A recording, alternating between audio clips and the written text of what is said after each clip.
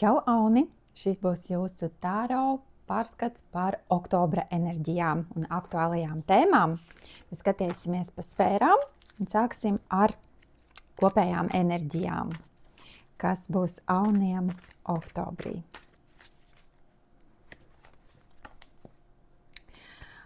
Māks. Arī mums tāpat kā velns, tāpat maks mums ir vairākām zīmēm uz oktobri krīt. Un tas ir par savas dzīves vadīšanu pašam. Mēs nevis peldam pa straumi, paļaujamies uz gadījumiem, uz to, kas notiek, bet mēs paši apzināti radām savu dzīvi ar saviem lēmumiem, ar to, ko mēs izvēlamies, ar to, uz ko mēs koncentrējamies, kur savu enerģiju vadam. Tad tas būs ļoti aktuāli oktobrī izjust sevi kā šādu te dzīves radītāju, kā tas, kurš pats organizē savu dzīvi un izvēlas notikumus, kas notiek. Tā, kādas vēl enerģijas mums būs Auniem oktobrī? Un partnerattiecību tēma varētu būt aktuāla. Tā var būt gan kā mīlas sfēra, romantiskās attiecības, gan arī partnerattiecības kā sadarbība ar darba sfērā, sadarbība ar klientiem, ģimenes attiecības ar jebko. Tātad šī ir attiecību kārts. Kaut kādas tēmas, kas mums ir, varbūt jūs ņemot vērā to pirmo kārti, es viņu jau iemaisīju, kur bija tas maks, ka jūs uzņemsieties iniciatīvu un, piemēram, spērsiet pirmo soli vai tad uzņemsieties kaut kā to darbību, lai uzlabotu attiecības, lai nodibinātu attiecības, lai atjaunotu attiecības, kas, piemēram, kādreiz ir bijušas un palikuši kaut kādas tur domstarpības, piemēram, ģimenē. Tad varbūt, ka jūs ar to savu izlēmības enerģiju to visu varēsiet atrisināt un uzlabot. Paskatāmies darba sfēru, kas Auniem būs aktuāli darbā oktobrī. Monētu dūzis. Priekš darba šī ir ļoti forša kārts. Monētas vispār jau par darbu un naudu runājot, tas nozīmē, ka tā ir finansiāla iespēja. Varbūt kaut kas jauns, jauna ideja, kas jums nesīs ienākumus, varbūt piedāvājums kaut kāds. Tā kā, ja jums ir jauna darba piedāvājumi, pat ja jūs esat varbūt jau kaut kādā stabilā darbā, paskatieties zīmes. Varbūt jums izlec kaut kādi darba sludinājumi vai kāds kaut ko ieminās, un jūs varat kaut ko papildus padarīt.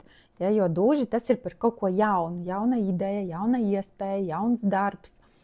Un te mums ir arī atslēdziņa, kas varētu simbolizēt, ka varbūt jūs sāksiet krāt savai mājai vai paņemsiet kredītu nekustamā īpašuma vai arī pārcelšanās uz jaunu ofisu, uz jaunu dzīves vietu.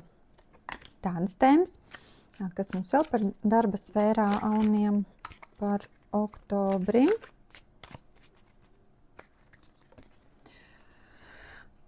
Četri zobeni, te varētu būt, ka jūs palaižat garām kaut ko.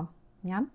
Kā es jums pirmie teicu, skatieties zīmēs, jo šī kārts mums saka par to, ka mēs kaut ko neredzam un mēs kaut kādu svarīgu informāciju vai liktenīgu pagriezienu vai iespēju palaižam garām. Tā kā acis vaļā, skatāmies, klausamies. Varbūt kaut kas atnāks tāds liktenīgs, kas ne šobrīd, bet varbūt par nākotni jums kaut ko pateiks. Tālāk attiecību sfēra Auniem oktobrī.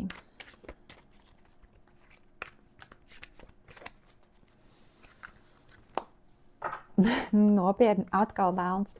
Jau kurā zīmē izkrīt velns dažādās aspektos, un it īpaši par attiecībām. Kaut kāds mums tur būs kaislas mēnesis visiem. Tostarp jums, Auni, ja jūs jau paši esat ugunszīme. Un velns attiecību sfērā viņš atbild par kaisli. Tā varētu būt arī atkarība no partnera vai kaut kādas destruktīvas attiecības. Tas ir jāskatās jau privāti. Ja ir kaut kādas negatīvas tendences attiecībās, tad varat atnākt pie manis uz tāro izklājumu, paskatīsimies dziļāk, kas jums tur ir attiecībās. Bet pozitīvajā aspektā koncentrēsimies uz to pozitīvo, ja, ka tas mums būs par seksualitāti, par kaut kādām jaunām, varbūt idejām šajā sfērā. Varbūt gribēsies pamēģināt kaut ko jaunu, tur, nezinu, lomu spēles kaut kādas. Kaut kas par tātad kaisli un uguns piešķilšanu attiecībām. Tā, kas mums te vēl? Attiecības sfērā uniem. Tā, 9 zīžļi, tas varētu būt par kaut kādiem konfliktiem.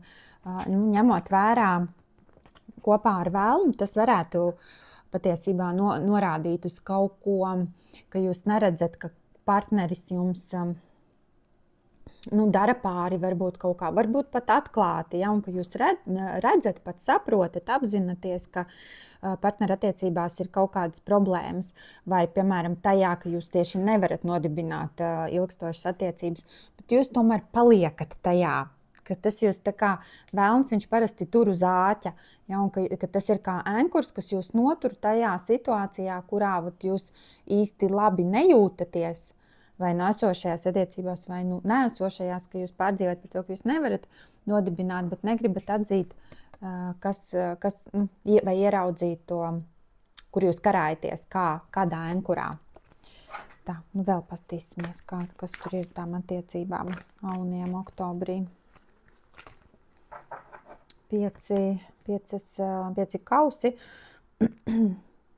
Tas ir par kaut kāda nožēla vai rūgtuma sajūta, vai tāda sajūta, ka kaut kāda iespēja ir palaista garām. Lai pie šī nenonāktu, tad ir kaut kas jādara tā labā, lai attiecības funkcionētu.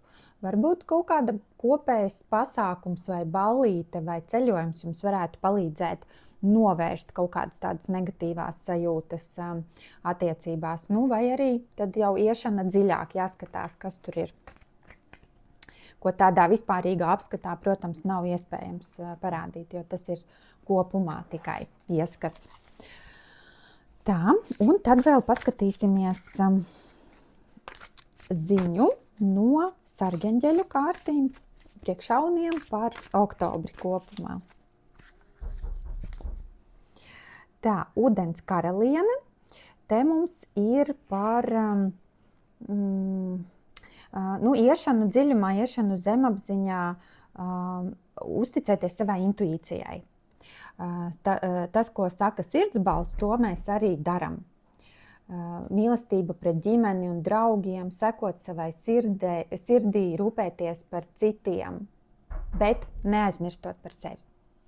Tā, un lai jums ir superīgs oktobris un atceramies par laikiem un komentāriem kā energo apmaiņu.